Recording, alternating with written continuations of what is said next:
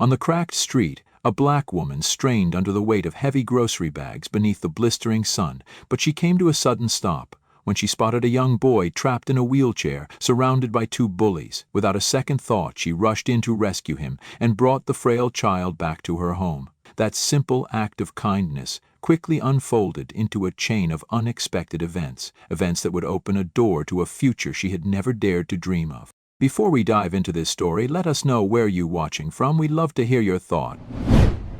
The afternoon sun pressed down on Edgefield like a heavy hand, squeezing the air dry and still. The narrow streets shimmered under the heat, the asphalt bleeding waves of light that made the distant houses seem to wobble like mirages. Cracked sidewalks crumbled under the weight of years, and every picket fence leaned tiredly as if the whole neighborhood was exhaling its last dusty breath. Down one of these battered streets trudged Grace Thompson, her thin frame wrapped in a faded denim dress that clung to her damp skin. Her hair, tied back with a frayed blue scarf, bristled with stubborn curls escaping in every direction.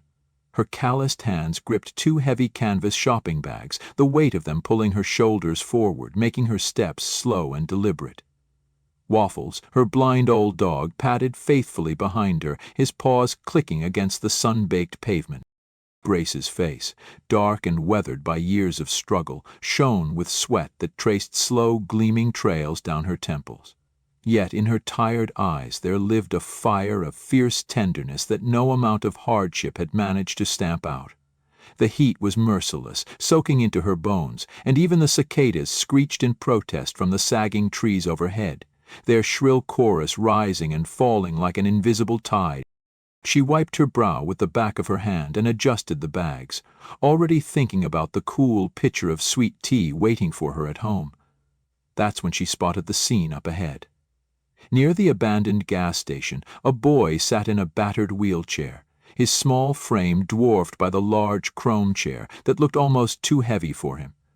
His blonde hair was plastered to his forehead in damp clumps. His polo shirt, once crisp and white, clung to his body, stained dark with sweat. Around him circled two older boys, their laughter sharp and cruel like the snapping of dry twigs. They taunted him mercilessly, mimicking the squeak of his wheels, poking at the spokes with grubby fingers. The boy's face was a pale mask of terror, his blue eyes wide and wild, darting from side to side as if searching desperately for escape. His hands, thin and trembling, clutched at the wheels, but the chair refused to budge. One side tilted awkwardly, stuck fast. His phone dangled uselessly from his lap, the black screen reflecting the merciless sun. Grace felt a jolt run through her chest, sharp and electric. She dropped her bags where she stood, the thud of potatoes and canned goods spilling onto the ground, echoing faintly in the silence that followed her first angry shout. "Baiter! Baiter!" Her voice cracked through the thick, lazy air like a whip. The two bullies flinched, their mocking laughter dying in their throats. They exchanged a glance. Quick, guilty, and without a word, scattered like leaves before a storm, their sneakers slapping against the concrete as they vanished into the heat haze. Grace hurried forward, her own footsteps pounding the cracked sidewalk, her heart hammering painfully against her ribs.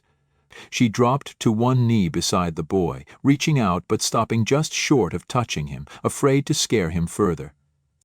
"Hey, now, it's all right, sugar," she murmured, her voice softening into a soothing coo. "Ain't nobody gonna hurt you now." The boy, Eli she would learn later, shuddered, a ragged breath hitching in his chest. His cheeks were streaked with salt and dust, and when he tried to speak, only a dry rasp came out. Grace leaned closer, catching the faint, broken whisper. "My phone, it's dead. I can't call anyone." His words cracked like brittle glass in the stifling air. Grace's heart broke a little more with each word. She could feel the fever radiating off him, a living thing pulsing against the suffocating heat of the street. She glanced up and down the block. Empty windows stared back at her, lifeless and uncaring. No one else was coming. No one else even seemed to see. Without hesitating, she wiped his forehead with the hem of her sleeve, her touch feather light, whispering promises she wasn't sure she could keep. "You're safe now, baby. I'm going to take care of you." The wheelchair creaked and groaned as she unhooked the brakes and pushed, the rusty bearings squealing in protest. It was a slow, agonizing journey back to her trailer. The wheels bucked and fought against every crack in the pavement, every root bulging through the concrete. But Grace kept on, her arms burning, her back aching, her heart thudding with each heavy, determined step. Behind them, the sun sagged lower in the sky, setting the world ablaze in deep gold and blood-red hues, as if the very heavens were holding their breath, watching a tiny act of mercy unfold on the forgotten streets of Edgefield. The trailer was a battered thing, sitting lopsided on a patch of cracked dirt, its once white paint peeled and blistered under the endless southern sun. The metal steps rattled under the weight of Grace as she guided Eli's wheelchair carefully inside, every movement slow, deliberate, her breath coming in sharp little gasps. Inside, the air was heavy with the faint, comforting smells of old wood, laundry soap, and the lingering sweetness of last night's peach cobbler. Eli sagged in the chair, his skin the color of wax, beads of sweat blooming anew across his forehead. His lips, dry and trembling, barely moved as he whispered a hoarse thank you, his voice no stronger than a moth's wing against the roar of summer outside. Grace's heart squeezed so tight it almost hurt. She parked the wheelchair beside the battered couch, fussed over him with the gentleness of a mother bird tending a wounded chick. She grabbed a damp cloth, patted his burning cheeks, tilted a glass of water to his lips. But Eli only sipped once before turning away, his breathing shallow, labored, whistling faintly through his teeth. Something was wrong, badly wrong. Grace could feel it, like a low hum in her bones. She darted to the kitchen counter, rummaging through the clutter for her old flip phone. Her fingers shook as she dialed 911, but the screen blinked twice and went black. Dead, no service. In Edgefield, when the wind blew wrong, even the airwaves seemed to give up. Her mind raced. She had to get help. She had to do something now. Ellie whimpered softly, curling in on himself, his small body racked with shudders. His blue eyes, once so wide with terror, now seemed glassy, unfocused. Grace dropped the phone onto the counter with a clatter and turned back to him, her hands hovering helplessly in the thick, stifling air. Her gaze fell on the corner of the living room where, covered with a thin white sheet, sat her most treasured possession. The old Singer's sewing machine, black enamel gleaming faintly in the slanted sunlight. That machine had belonged to her mother. It had stitched 100 school dresses, 1,000 work aprons. It was the only thing she truly had left that spoke of family, of roots, of pride. Grace hesitated, the moment stretching out long and taut, the hum of the cicadas outside rising to a fever pitch. Then she moved. She yanked the cover off the sewing machine, her hands swift, sure. She bundled it up carefully, cradling it like a fragile child, and without another thought stormed out into the heat, Waffles barking anxiously behind her. The pawn shop was 3 blocks away, a squat brick building tucked between a boarded-up laundromat and a liquor store whose neon sign buzzed and spat. Grace all but kicked open the door, sending a small chime tinkling overhead. The clerk barely looked up as she set the machine on the counter. "How much?" she demanded, her voice tight, almost breaking. The man, a tired-looking fellow with nicotine-stained fingers, peered over his glasses, gave a grunt, and muttered, $50. Grace closed her eyes for half a heartbeat. It wasn't enough. It wasn't nearly enough. But it would have to be. She took the money, crumpled it into her fist, and bolted to the pharmacy next door. There she bought Pedialyte, fever medicine, and 2 small cartons of soup, every dollar she had, every scrap of security left in the sweaty palm of the cashier. And then she carried Eli, his body frighteningly light in her arms, to the nearest walk-in clinic, her legs trembling with effort, her breath hitching painfully with every step. Inside the clinic, the fluorescent lights buzzed overhead, cold and accusing. The air smelled sharp with disinfectant, the chairs lining the walls sagging from years of tired bodies waiting for salvation. Grace approached the front desk, her voice firm but trembling as she explained Eli's condition. The receptionist, a thin woman with tired eyes, nodded, motioned them through to the exam rooms. While Grace sat at Eli's side, dabbing his forehead, watching the thin sheet of sweat that never seemed to dry, a pair of cool eyes watched her from across the room. A nurse, young, crisp in her blue scrubs, her lips pinched into a thin, suspicious line. The nurse leaned down to whisper something to the receptionist, glancing sideways at Grace, then at Eli, then back again. Grace felt it like a physical weight in her chest, the look. That old, familiar look. Judgment, fear, distrust. 15 minutes later, 2 police officers strode into the clinic, boots squeaking against the linoleum, radios crackling softly at their hips. Grace froze, her heart lurching painfully. She saw the nurse nod toward her, whispering something low and fast. One of the officers, a large man with close-cropped hair, motioned for Grace to stand. "Ma'am, we're going to need you to come with us," he said, his tone flat, unreadable. Grace's mouth opened, but no sound came out. She looked down at Eli, at the small boy she had risked everything to save. His eyelids fluttered weakly, his hands grasping at the air. And then, somehow, Eli found his voice, a trembling, broken thing. "No," he gasped, his arm reaching toward her. She saved me. She saved me." The room seemed to hold its breath. The officers exchanged a glance, the tension crackling like a wire stretched too tight. Grace stood still, her hands raised slightly, her heart thundering in her ears. The truth hung there between them, fragile as spun glass, waiting to shatter. The silence after Eli's trembling words was thick enough to feel on the skin, a heavy, breathless pause where even the humming fluorescent lights seemed to falter. The larger officer shifted his weight from one foot to the other, clearing his throat awkwardly. His partner, a younger man with a kind face, stepped forward, lowering his voice. Right, ma'am. We're going to need to verify a few things, but you can stay with the boy for now." Relief crashed over Grace so fast it made her knees buckle. She sank back into the plastic chair, her hands shaking in her lap, her heart hammering wildly.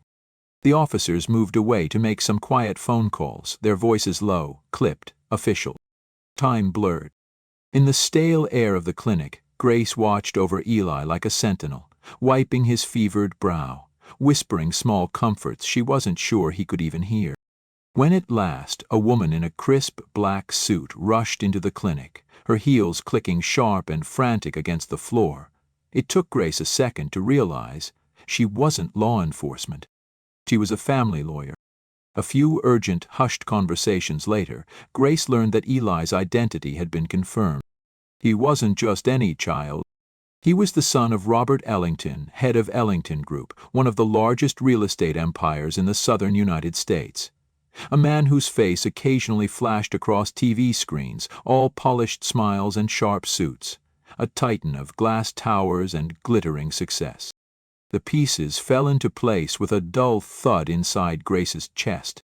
She sat numbly as the lawyer, the police officers, and the doctor hovered over Eli, making arrangements, signing papers, ushering him away. Eli's hand, small and hot, gripped hers one last time, his eyes cloudy but determined, locking onto hers. "Don't leave," he whispered, so soft only she could hear. But she had no choice. An hour later, the clinic doors sighed shut behind her, leaving her standing alone on the cracked sidewalk, the heat pressing down like a giant, invisible hand.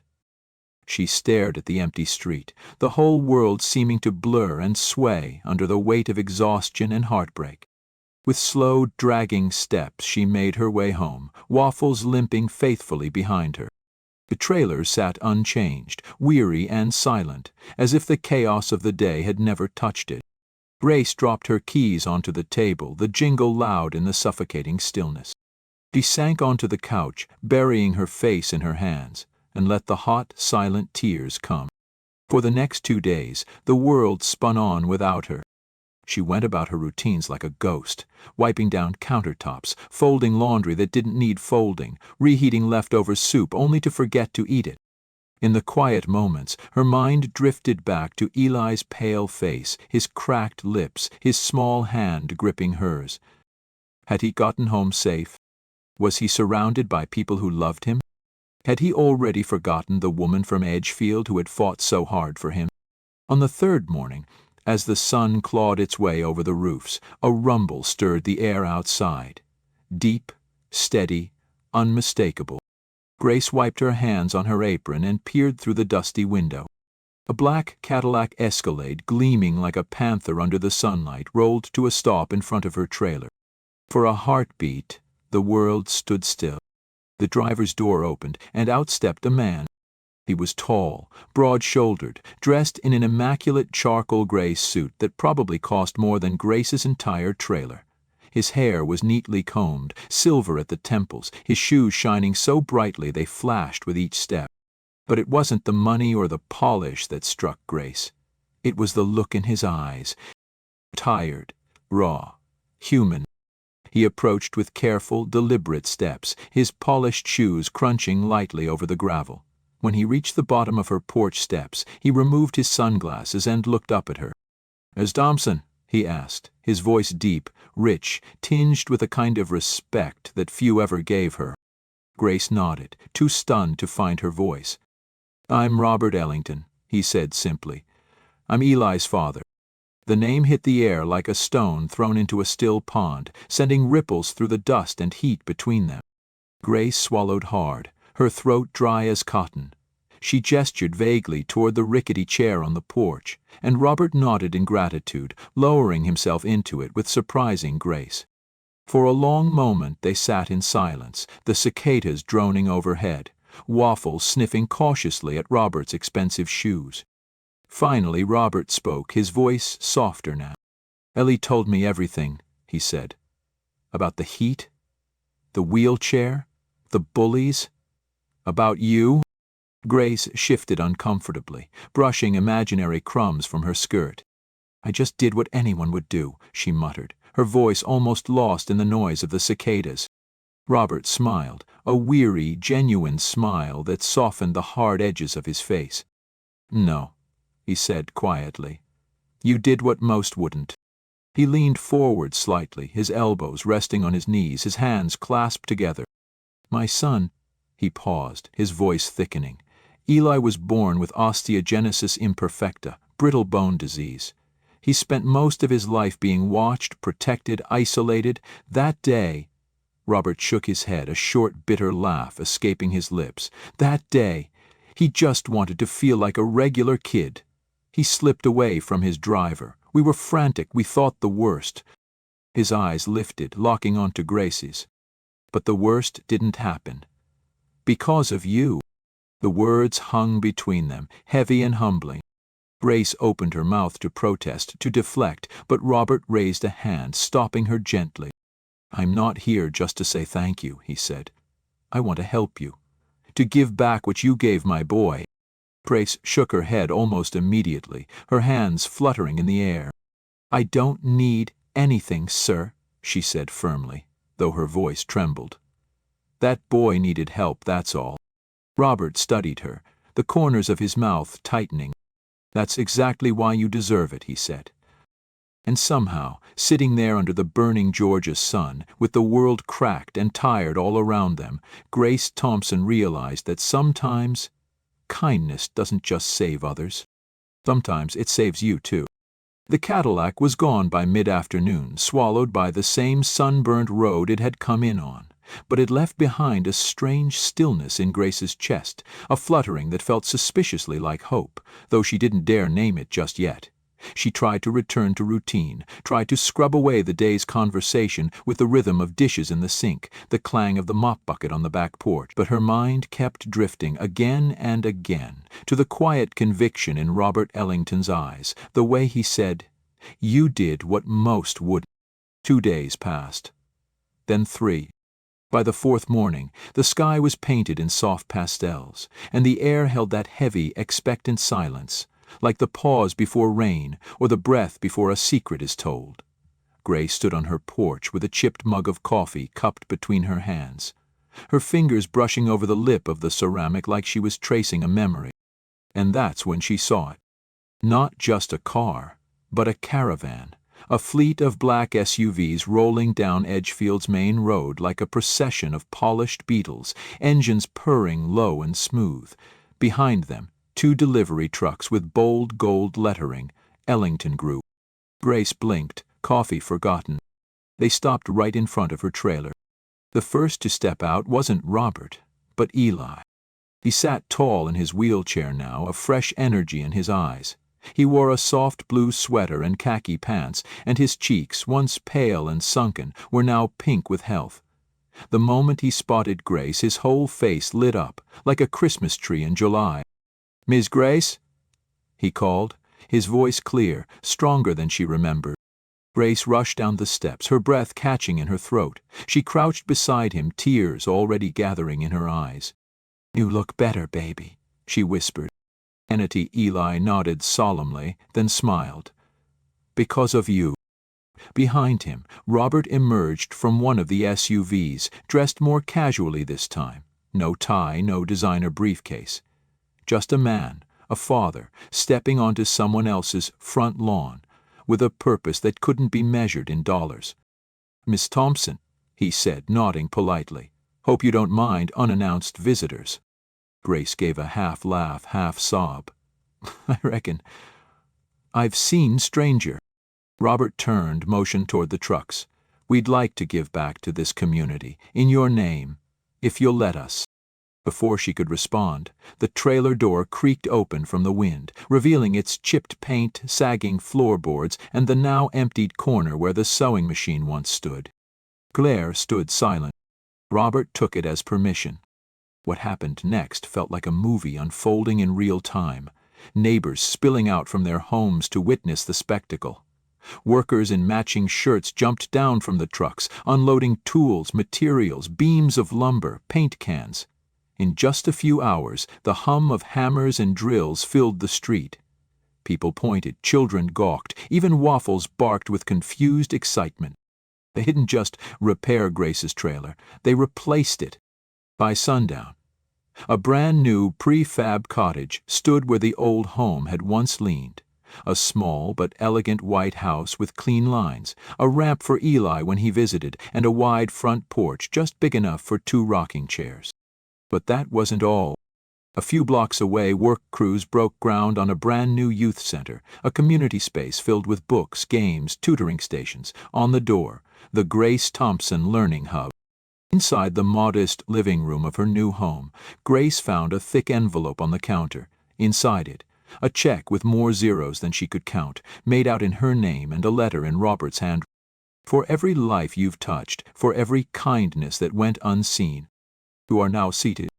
Let this be your legacy." She sat down heavily, the letter trembling in her hands, her eyes welling until the lines blurred into one another. That night, she didn't sleep.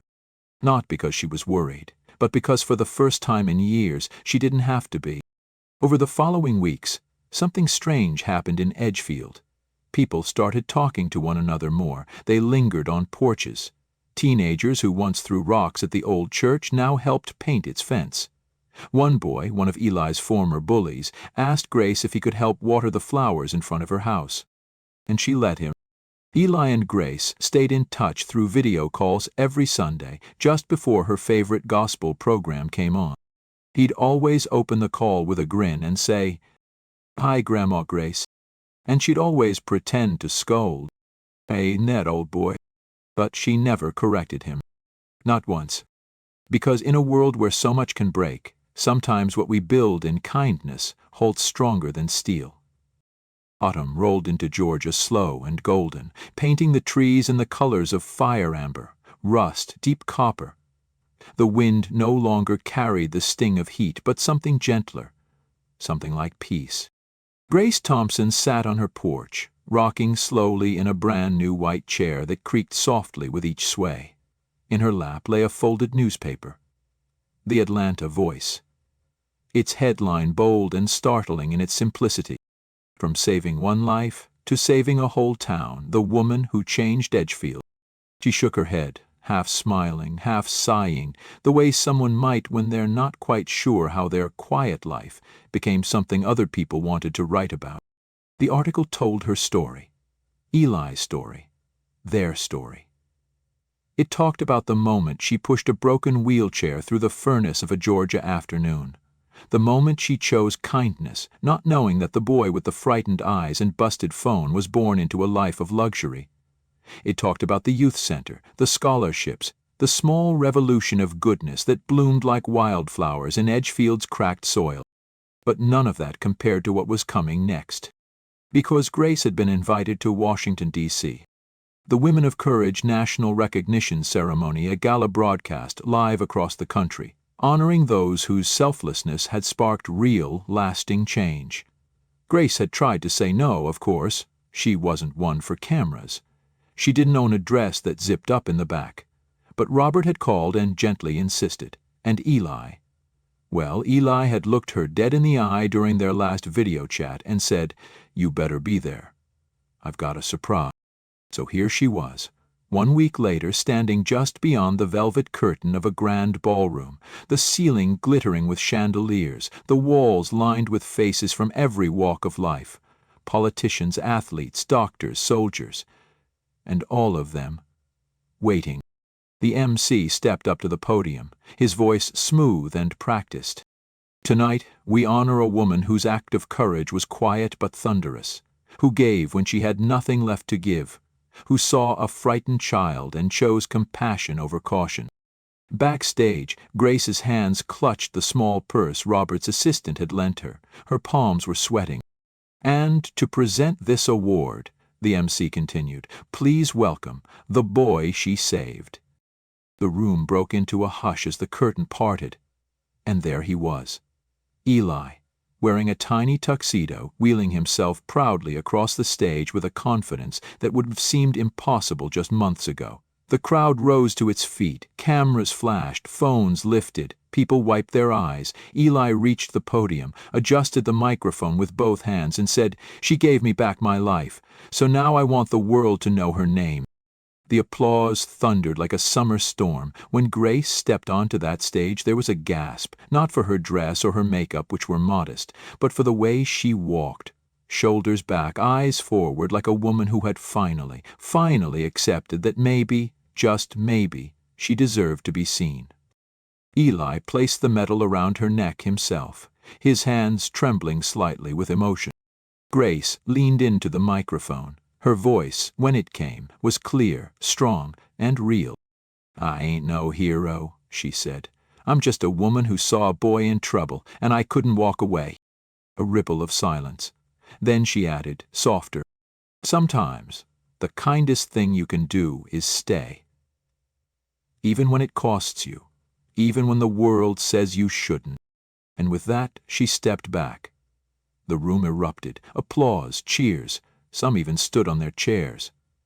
That night, Grace didn't fly home right away. She and Eli sat together in a quiet corner of the hotel lobby, sipping cocoa from tiny porcelain cups. He looked up at her and asked, "Do you think things happen for a reason?" Grace considered it, her gaze drifting to the lights outside, the world still humming far beyond the windows. "I think," she said slowly, "that kindness is the reason." And with that they smiled. 2 souls. One saved. One remembered. Not by chance, but by choice. And so the story of Grace Thompson didn't end on a street corner, or in a hospital, or even on a stage in Washington. If it lived on, in a new community center, in scholarship letters sent to hungry young minds, in every single person who now looked at their neighbor and thought, "What if I could help?" Because long after the cameras stopped flashing and the headlines faded, Grace's legacy remained. Not carved in marble, but etched in hearts. Join us to share meaningful stories by hitting the like and subscribe buttons. Don't forget to turn on the notification bell to start your day with profound lessons and heartfelt empathy.